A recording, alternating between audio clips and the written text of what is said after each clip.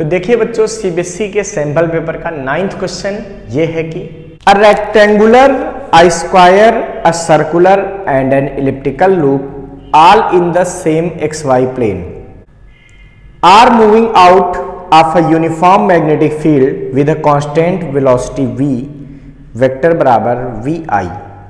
The magnetic field is directed along the negative z-axis direction. The induced EMF during the passes of these loop out of the field region will not remains constant for पहला any of the four loops, दूसरा the circular and elliptical loops, तीसरा the rectangular, circular and elliptical loops, fourth only the elliptical loops. तो बच्चों देखिए, हमको question में दिया है कि एक रेक्टेंगुलर, एक स्क्वायर, एक सर्कुलर और एक इलिप्टिकल लूप है। ये सब जा रहे हैं आई एक्सिस की तरफ, क्योंकि इन सब की वेलोसिटी हमको दिया है v vector equal to vi।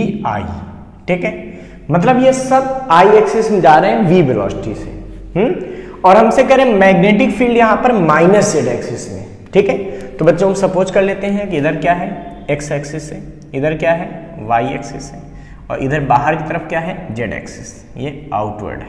ठीक है, तो z जब आउटवर्ड है तो इसका मतलब जो माइनस z है वो कहाँ होगी, इनवर्ड। इसका मतलब यहाँ सबके पास एक इनवर्ड में मैग्नेटिक फील्ड, जैसे रेक्टेंगल की पहले हम बात करते हैं तो ये रेक्टेंगुलर लूप है मान लो। ठीक है, और यहाँ एक मैग्नेटिक फील्ड कैसी है बच्चों, इनवर्ड। इनवर्ड का मतलब अंदर की तरफ। ठीक है, अच्छा, अब ये किस में है बच्चों, xy प्लेन में। ये लूप किस में है, xy प्लेन में। तो सीधी सी बात है कि लूप का जो एरिया वेक्टर होगा वो किधर होगा, वो z एक्सिस में होगा। मैग्नेटिक फील्ड किधर है, माइनस z। तो यहाँ एक फ्लक्स पास हो रहा होगा, फाई बराबर बी ए कॉस थीटा। तो थीटा या तो 0 होगा या 180 होगा, मतलब या तो फ्लक्स बी ए होगा या माइनस बी ए होगा। कुल मिला के यहाँ पे एक फ्लक्स पास होगा, फाई बराबर बी ए। ठीक है, अब कह रहे हैं इसको लूप को मैग्नेटिक फील्ड के बाहर निकालना। तो बेटा जब बाहर निकालोगे इस लूप को तो क्या होगा, पहले थोड़ा एरिया बाहर आएगा, फिर और ज्यादा एरिया बाहर आएगा।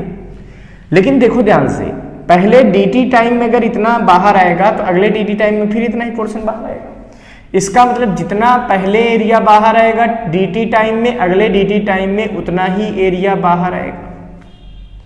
और जितना एरिया बाहर निकलता जाएगा मतलब फ्लक्स की वैल्यू क्या होगी, डिक्रीज होगी, क्योंकि फाई बराबर क्या होता है, बी इंटू ए। बी तो कांस्टेंट है, एरिया देखो बाहर निकलता जा रहा है ना, तो मैग्नेटिक फील्ड जितनी जगह में उतने में ही तो फ्लक्स होगा। जो एरिया बाहर निकल जाएगा उसमें तो फ्लक्स होगा नहीं। इसका मतलब यहाँ पे कॉन्टिन्यूअस एरिया कांस्टेंट रेट से निकलेगा। इसका मतलब इसमें dA अपान dt की वैल्यू क्या होगी, कांस्टेंट होगी। और हमको पता है जो EMF प्रोड्यूस होता है वो होता है माइनस का n d फाई अपान dt। ठीक है, और फाई की जगह होता है BA, तो minus n d upon dt of phi, phi की वैल्यू BA, तो B तो कांस्टेंट है हर केस में, तो minus n b dA upon dt। तो चूंकि रेक्टेंगल में जैसे से बाहर आता जाएगा, क्योंकि ये प्लेन है ना, तो जितना एरिया dt टाइम में निकलेगा उतना ही एरिया अगले dt टाइम में, उतना ही एरिया अगले dt टाइम में, मतलब जो dA अपान dt है, डिक्रीमेंट इन द फ्लक्स है, वो सेम रहेगा टाइम के रेस्पेक्ट में, जब तक वो पूरा बाहर नहीं निकल जाता। इसका मतलब इस सिचुएशन में जो इंड्यूस्ड EMF की वैल्यू होगी ये क्या होगी, कांस्टेंट रहेगी। तो इंड्यूस्ड EMF की वैल्यू क्या रहेगी। अच्छा, ऐसे ही बच्चों स्क्वायर की बात करो। देखो बच्चों, ये स्क्वायर में क्या होता है, केवल सारी साइड सेम होती है, बाकी सारी तो केस वही है। तो जैसे जब इसको भी बाहर निकालोगे तो बच्चों क्या होगा, जब ये बाहर निकलना शुरू होगा तो पहले dt टाइम में जितना निकलेगा, मान लो dt टाइम में हम कहते हैं पहले इतना निकला, ये dt टाइम में निकला, तो अगले dt टाइम में फिर वो इतना निकलेगा। क्यों, क्योंकि स्पीड तो कांस्टेंट है, तो हर t टाइम में जो बाहर निकलने का रेट है वो तो सेम होगा। ये प्लेन भी है, इसका मतलब क्या हुआ, इसमें भी dA अपान dt क्या होगा, कांस्टेंट होगा। और dA अपान dt कांस्टेंट होगा तो इससे देखो, ठीक है, यहां भी जो EMF होगा वो क्या है, minus n b dA upon dt। तो ये चीज क्या रहेगी बच्चों, कांस्टेंट रहेगी। क्यों, क्योंकि dA अपान dt क्या है, कांस्टेंट। तो इसमें भी EMF क्या रहेगा बच्चों, कांस्टेंट रहेगा। बहुत बढ़िया। जब तक वो बाहर निकलेगा तब तक ईएमएफ क्या रहेगा, कांस्टेंट रहेगा। इसमें बात करते हैं सर्किल में। देखो बच्चों सर्किल कुछ ऐसा होता है। अब इसमें क्या होगा, जरा दिमाग लगाओ बच्चों। जब इसको अब बाहर निकालोगे तो क्या होगा, सोचो। पहले dt टाइम में इतना पार्ट निकलेगा बाहर, दूसरे dt टाइम में इतना पार्ट बाहर निकलेगा। ठीक है, मतलब ये लेंथ तो सेम होगी, ये लेंथ सेम होगी, लेकिन देखो ना ये स्लोप हो रहा है यहाँ पे, जिसकी वजह से क्या होगा, इसका एरिया कुछ ज्यादा हो जाएगा, आगे dt टाइम में एरिया और ज्यादा निकलेगा। इसका मतलब इसमें जो dA/dt है ये कांस्टेंट नहीं होगा। सेम टाइम इंटरवल के लिए एरिया अलग अलग, ये कांस्टेंट नहीं है, तो नॉट कांस्टेंट। और जब ये कांस्टेंट नहीं है तो ईएमएफ जो है वो क्या होगा, वो होता है भाई -NB dA/dt। तो ये भी कांस्टेंट नहीं होगा, तो ये क्या हो जाएगा, वेरिएबल। तो सर्किल के लिए जब सर्किल को मैग्नेटिक फील्ड से बाहर निकालेंगे तो ईएमएफ क्या होगा, वेरिएबल होगा बच्चों। अब इलिप्स की बात करते हैं। देखो इलिप्स में यहीं पे डाल देते हैं, चलो मैग्नेटिक फील्ड, जैसे मान लीजिए मैग्नेटिक फील्ड, ठीक है। इसको बाहर खींचोगे तो क्या होगा बच्चों, पहले dt टाइम में मान लो इतना पार्ट हुआ बाहर, अगले dt टाइम में इतना पार्ट बाहर हुआ, फिर वही बात है। देखो इसमें स्लोप होने की वजह से इसमें भी क्या होगा, ये कर्व है ना, इस एरिया कर्व होने की वजह से इसमें भी dA/dt जो होगा वो कांस्टेंट नहीं होगा, मतलब वेरिएबल होगा। तो वेरिएबल होगा, इसका मतलब हुआ कि यहां भी जो ईएमएफ आएगा -NB dA/dt, ये क्या होगा, वेरिएबल हो जाएगा। ये क्या हो जाएगा बच्चों, वेरिएबल।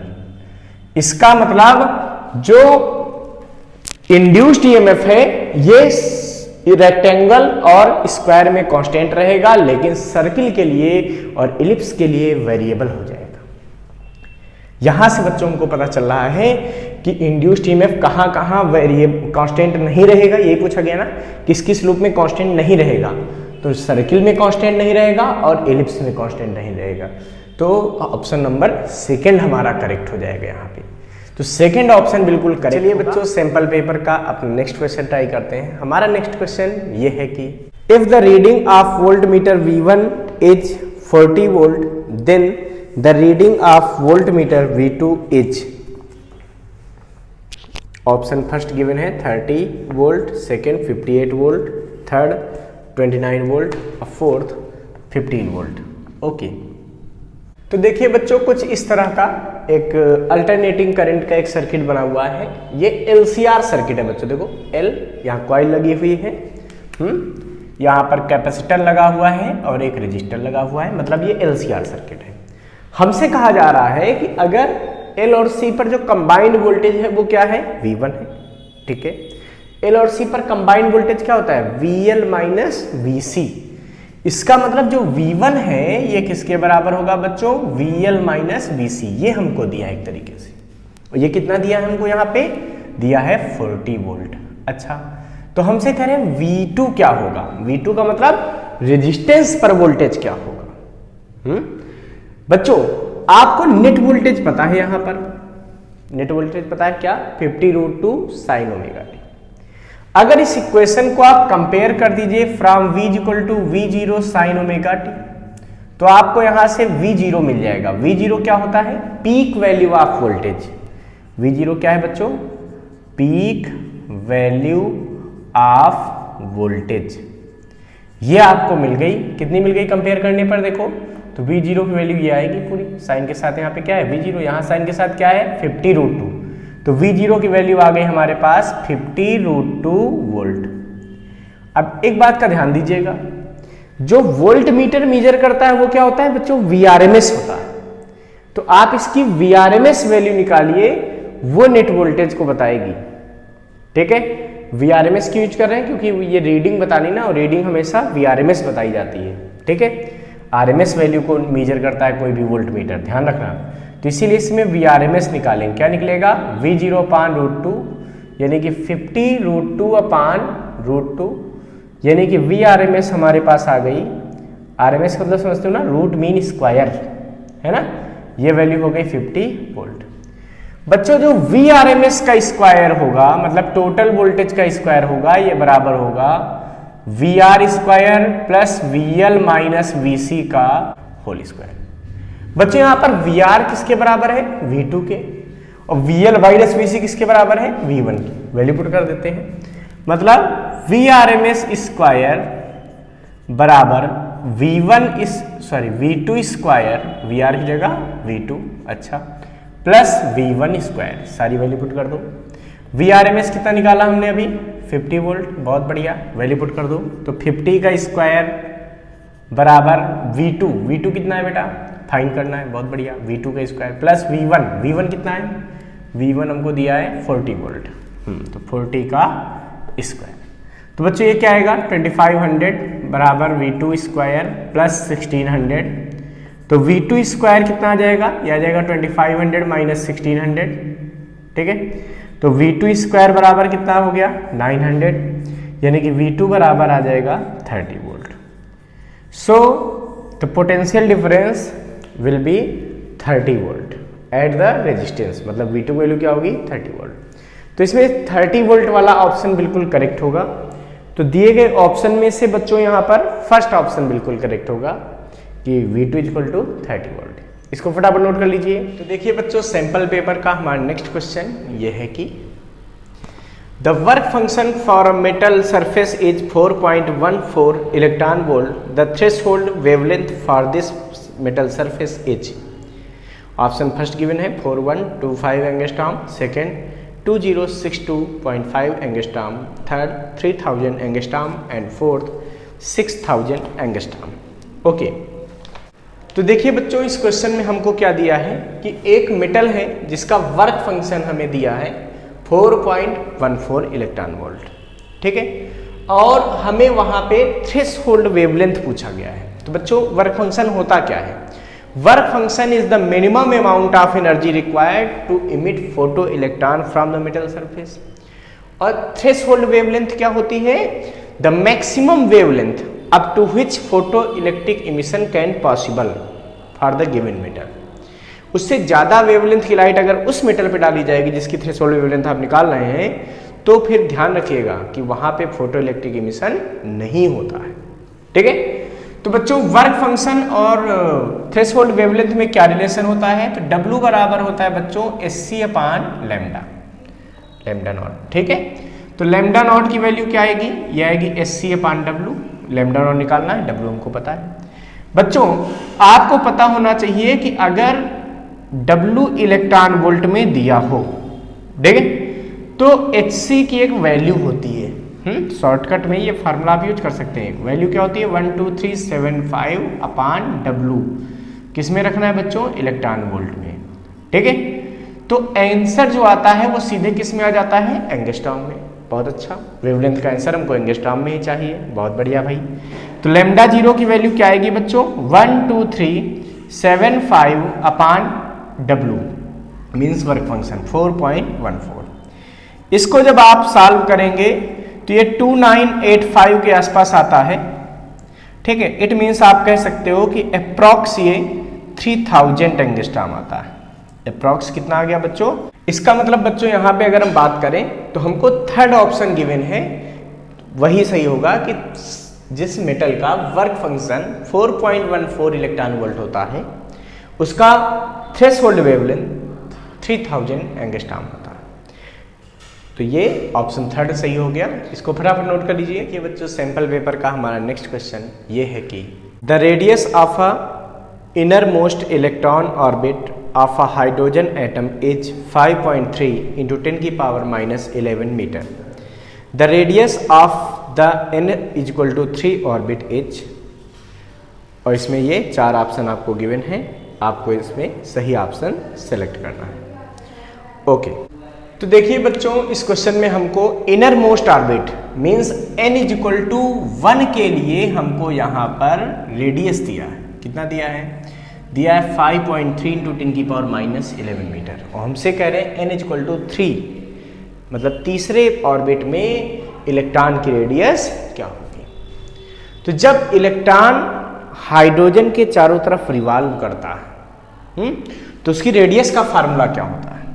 तो रेडियस का फार्मूला होता है n square h square epsilon 0 अपान पाई m ZE स्क्वायर, जहां पर n होता है जिस सेल में इलेक्ट्रॉन है, h प्लैंक्स कांस्टेंट, एप्सिलॉन 0 क्या होता है इलेक्ट्रिक परमिटिविटी, और पाई जानते हो आप 3.14, m क्या होता है mass of electron, z atomic number होता है, ठीक है, और E इलेक्ट्रॉन का चार्ज होता है। तो बच्चों इस फार्मूले को देखकर आपको पता चल रहा होगा कि nth ऑर्बिट में जो रेडियस होती है वो सीधे सीधे किस पर डिपेंड करती है, n स्क्वायर, सीधे सीधे किस पर डिपेंड करती है, n स्क्वायर पर। इसका मतलब अगर हम बात करें r1 अपान r3 हमको निकालना है तो क्या निकलेगा, 1 का स्क्वायर अपान 3 का स्क्वायर, सीधा सीधा ऐसा हो जाएगा। इसका मतलब यहां से r1 अपान r3 की वैल्यू आ जाएगी हमारे पास 1 अपान 9, तो R3 is equal to 9R1, तो R3 is equal to 9R1 की वैल्यू रख देंगे 5.3 इंटू 10 की पावर माइनस 11, या R3 इज इक्वल टू हो गया हमारे पास 47.7 इंटू 10 की पावर माइनस 11 मीटर, या इसकी वैल्यू आएगी 4.77 इंटू 10 की पावर माइनस 10 मीटर, ये भी लिखा जा सकता है। तो इसका मतलब तीसरे ऑर्बिट में इलेक्ट्रॉन की रेडियस होगी 4.77 इंटू 10 पावर माइनस 10 मीटर। तो ये बात क्लियर कर लीजिए कि थर्ड में ये हमारा आंसर हो जाएगा थर्ड ऑर्बिट में, ठीक है। तो इसमें ऑप्शन नंबर 4 बिल्कुल करेक्ट होगा कि इलेक्ट्रॉन की रेडियस हाइड्रोजन एटम में थर्ड ऑर्बिट में 4.77 इंटू 10 पावर माइनस 10 मीटर होगी।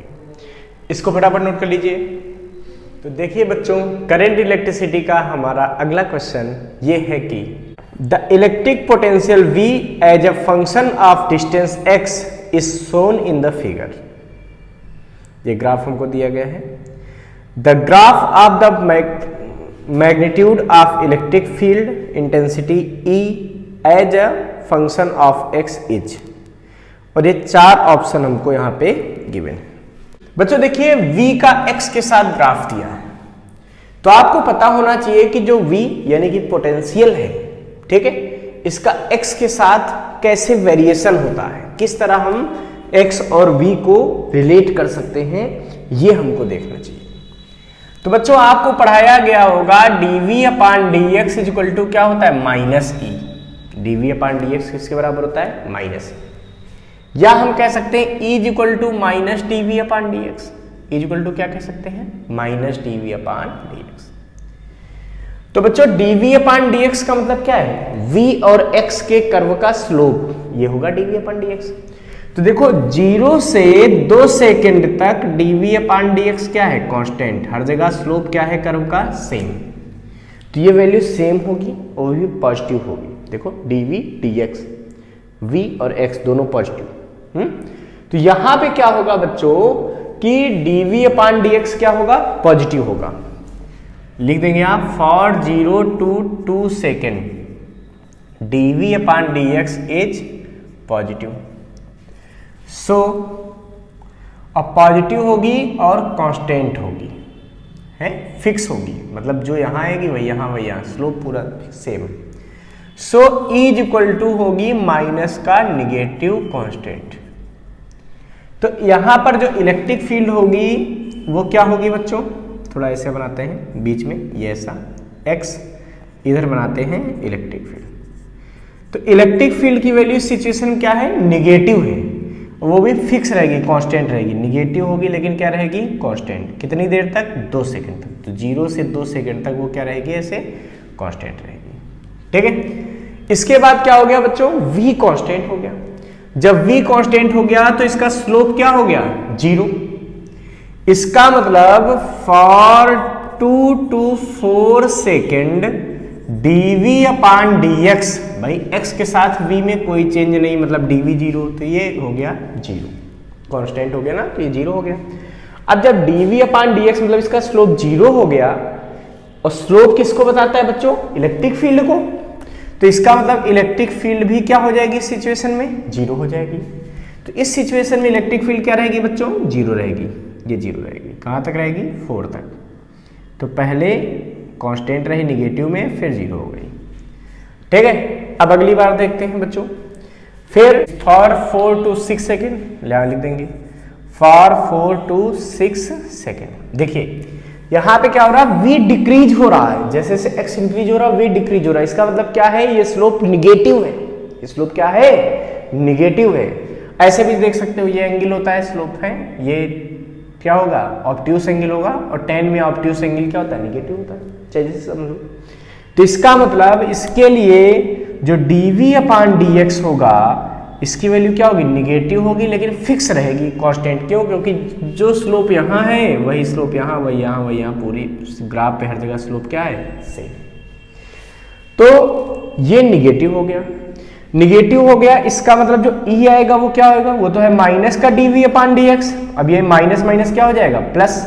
इसका मतलब ये वैल्यू प्लस का कांस्टेंट रहेगी, वो भी कैसे होगी, प्लस का होगी। तो प्लस रहेगी और कांस्टेंट रहेगी, तो पॉजिटिव इलेक्ट्रिक फील्ड इधर होती है, और कांस्टेंट का मतलब, तो ये ऐसा ग्राफ बनेगा, तो ये इस तरह ग्राफ बन जाएगा। इसका मतलब दिए गए ऑप्शन में से आपको कौन सा ग्राफ इसमें सही मिल रहा बच्चों, तो दिए गए ऑप्शन में से आपको पहला ग्राफ सही मिल रहा। So first graph will be correct.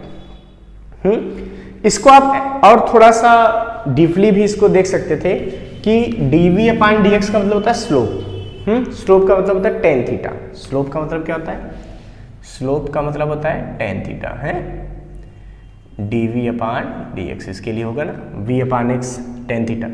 तो यहाँ पे देखो थीटा क्या था, और एक्यूट था, तो यहाँ dv/dx इसीलिए क्या था, tan एक्यूट में जब होता है tan 0, tan 45, tan 30, इन सब की वैल्यू क्या होती है, पॉजिटिव होती। तो ये पॉजिटिव होगा, और ये पॉजिटिव होगा तो e क्या होगा, निगेटिव होगा। यहाँ पे देखो बच्चों tan 0, क्योंकि tan थीटा बताया ना, तो थीटा इसका x के साथ एंगल क्या बनना, 0, तो tan 0 होने की वजह से इसका dv/dx क्या होगा, 0 होगा, इसलिए इलेक्ट्रिक फील्ड भी 0 होगी। तो ऐसा कर्व मिलेगा। फिर इस सिचुएशन में dv/dx की वैल्यू क्या होगी, tan थीटा, तो बेटा ये होता है x एक्सिस से थीटा लेते हैं, ये वाला एंगल, ये फाई ले लो, तो tan फाई यहाँ पे क्या आएगा, निगेटिव आएगा। क्यों निगेटिव आएगा, क्योंकि बेटा ये एंगल ऑब्ट्यूस एंगल है, एक्यूट और ऑब्ट्यूस, तो ये ऑब्ट्यूस मतलब 90 से बड़ा। तो बच्चों 90 से बड़ा है तो 90 प्लस थीटा बराबर माइनस कॉट थीटा होता है, इसलिए इसकी सारी आंसर जो आती है, वैल्यू आती है, वो निगेटिव होती है ASTC से, ASTC है। तो यहाँ पे 90 प्लस थीटा मतलब यहाँ आएगा, तो यहाँ पे केवल साइन पॉजिटिव होता है, बाकी सब क्या होता है, निगेटिव होता है। तो tan यहाँ पे क्या होगा, निगेटिव होगा। जब tan निगेटिव होगा तो dv/dx क्या होगा बच्चों, निगेटिव होगा। तो इसीलिए यहाँ पे क्या हो गया था, ये निगेटिव हो गया था, निगेटिव हो गया तो इलेक्ट्रिक फील्ड पॉजिटिव हो गई, तो ये ग्राफ ऐसा हो गया। तो ऐसे भी हम इसको समझ सकते हैं। ठीक है बच्चों, इसको फटाफट नोट कर लीजिए। चलिए हम सॉल्व करते हैं अपने सैंपल पेपर का एक नेक्स्ट क्वेश्चन। हमारा नेक्स्ट क्वेश्चन ये है कि in a Young's double slit experiment, the path difference at a certain point on the screen between two interfering waves is 1/8 of the wavelength. The ratio of intensity at this point to that at the center of a bright fringe is close to, first option 0.8, second 0.74, third 0.94 और fourth 0.85। तो देखिए बच्चों, इस question में हमसे कह रहे हैं कि दो लाइट वेव हैं जो इंटरफेरेंस कर रही हैं, ठीक है, और किसी पॉइंट पे उनका पाथ डिफरेंस दोनों वेव्स का वो है λ/8।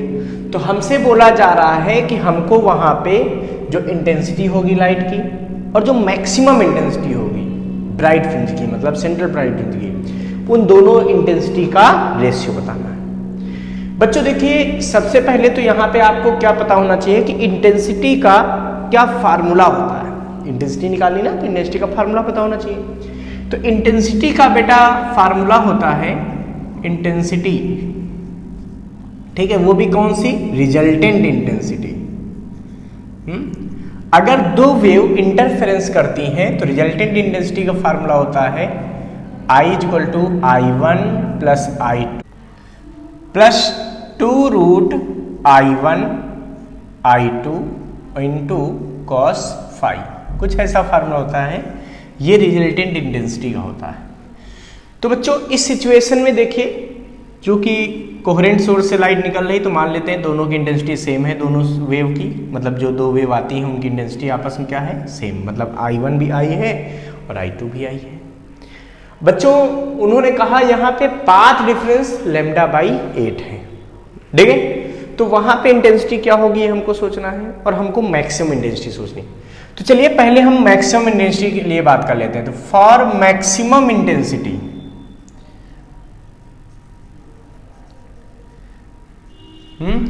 एट सेंट्रल फ्रिंज, तो सेंट्रल फ्रिंज पे ध्यान रखिएगा जो पाथ डिफरेंस है वो जीरो होता है, मतलब वहां पे जो फेज डिफरेंस है ये भी क्या होता है, जीरो होता है। तो जब ये जीरो होता है तो मैक्सिमम इंटेंसिटी कितनी आएगी, I max बराबर ये आएगी, देखो I1 की वैल्यू I, ठीक है, ये IR है, रिजल्टेंट है, प्लस I2 की वैल्यू कितनी है, देखो I प्लस 2 रूट में I into cos 0 degree, cos 0 की वैल्यू 1 होती है, तो ये बन जाएगी I max equal to 2I plus 2 y square, root के बाहर आएगा वो भी I बचेगा, कॉस 0 की वैल्यू 1, मतलब I max तो हमको मिल गई बच्चों, क्या हो गई 4I, I max कितनी हो गई 4I। अब हमको सेकंड केस में I की वैल्यू निकालनी है कि जो इंटेंसिटी है वो कितनी होगी, ठीक है, मतलब I उस पॉइंट की इंटेंसिटी, इसको IP कह देते हैं, P पॉइंट की मान लेते हैं, तो IP की वैल्यू हमको निकालनी है। तो IP के लिए हमको दिया है कि वहां पाथ डिफरेंस क्या है, λ/8 है। देखिए जब पाथ डिफरेंस पता है तो वहां से आप फेज की वैल्यू निकाल सकते हैं, फेज डिफरेंस की वैल्यू आप फाइंड कर सकते हैं। क्या होती है भाई फेज डिफरेंस की वैल्यू, ये होती है 2π/λ इंटू डेल्टा एक्स, तो फाई की वैल्यू यहां से आ जाएगी बच्चों 2π/λ इंटू डेल्टा एक्स λ/8। अच्छा अब देखिए बच्चों यहाँ से क्या आएगा, तो फाई की वैल्यू हमारे पास क्या आएगी, ये इससे कैंसिल होगा, तो ये क्या बचेगा, ये बचेगा हमारे पास π/4, देखो भाई लैम्डा से लैम्डा कैंसिल हो गया और 2π से 2 से इसको काटोगे 4 टाइम, तो क्या बचेगा 5/4। इसका मतलब अगर हम बात करें कि P पॉइंट की इंटेंसिटी क्या होगी, IP इक्वल टू, तो क्या बनेगा, देखो वैसे ही बनेगा, क्या बनेगा I1 की वैल्यू कितनी है I प्लस I2 वैल्यू कितनी है I प्लस 2 I1 की वैल्यू रूट में I इंटू I2 वैल्यू हो गई इंटू कॉस थीटा की वैल्यू π/4। बच्चों इसको जब सॉल्व करोगे तो कितना आएगा, यह आएगा 2I प्लस 2I और ये कॉस π/4 कितना हो जाएगा 1/√2, देखो I स्क्वायर हुआ, रूट के बाहर निकाला I आ गया, इसको काटेंगे तो IP कितना आएगा बच्चों, यह आएगा 2I प्लस √2I, देखो क्या किया, ऊपर नीचे √2 से मल्टीप्लाई कर दिया, नीचे 2 बना, 2 से 2 कैंसिल कर दिया तो √2I बचाएंगे। अच्छा √2 की वैल्यू पुट कर दो, तो IP की वैल्यू आ जाएगी 2 प्लस √2 की वैल्यू 1.414 इंटू I, है ना, I तो दोनों में कॉमन है, बहुत बढ़िया। IP हो गया 3.414I।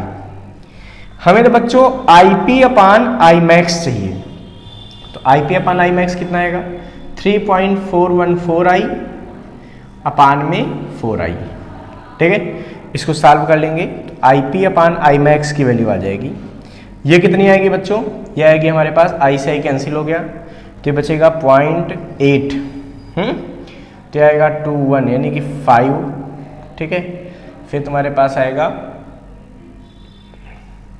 3 समथिंग, ठीक है, so this value will be 0.853।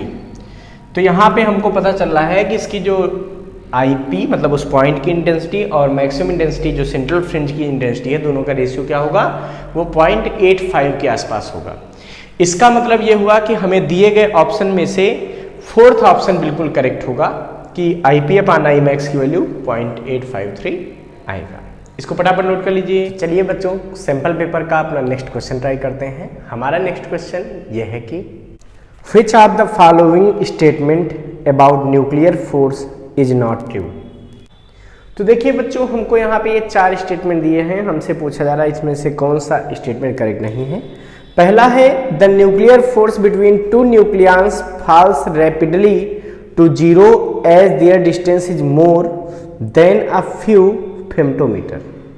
बिल्कुल ये सही है, ठीक है, ये वाला सही है कि अगर कुछ फेम्टोमीटर से ज़्यादा डिस्टेंस हो जाती है तो न्यूक्लियर फोर्स क्या हो जाता है, जीरो हो जाता है। और किसके बीच न्यूक्लियर फोर्स जीरो हो जाता है, दो न्यूक्लियॉन्स के बीच, बिल्कुल सही बात है, ठीक है। दूसरा कहा जा रहा है कि nuclear force is much weaker then the coulomb force, ये चीज गलत है, मतलब यही ऑप्शन हमारा यहाँ सही हो जाएगा। क्यों, क्योंकि पूछा गया ना कौन सा ऑप्शन इसमें रॉन्ग है, तो बच्चों nuclear force is the strongest force not a weakest force, तो ये कूलाम्ब्स लॉ से वीक नहीं होता है, मतलब न्यूक्लियर फोर्स ज़्यादा स्ट्रांग होता है, तो ये सेकंड वाला ऑप्शन आपका करेक्ट हो गया, ठीक है। और बाकी जो आपको दिया है थर्ड ऑप्शन की the force is attractive for distance larger than the 0.8 FM and repulsive if the separated by distances less than 0.8 FM, मतलब ये तुम्हारा हो गया फेम्टोमीटर, तो ये भी सही है, ये ऑप्शन भी हमारा करेक्ट है। और जो फोर्थ पॉइंट है कि the nuclear force between neutron neutron proton neutron and proton proton is approximately same, ये भी हमारा आंसर बिल्कुल सही है। तो मेन जो सेकंड वाला पार्ट है वही रॉन्ग है, ये हमारा इस क्वेश्चन के हिसाब से करेक्ट आंसर हो जाएगा कि न्यूक्लियर फोर्स वीकर नहीं होता है कूलाम्ब फोर्स से, ठीक है। इसको फटाफट सॉल्व कर लेंगे।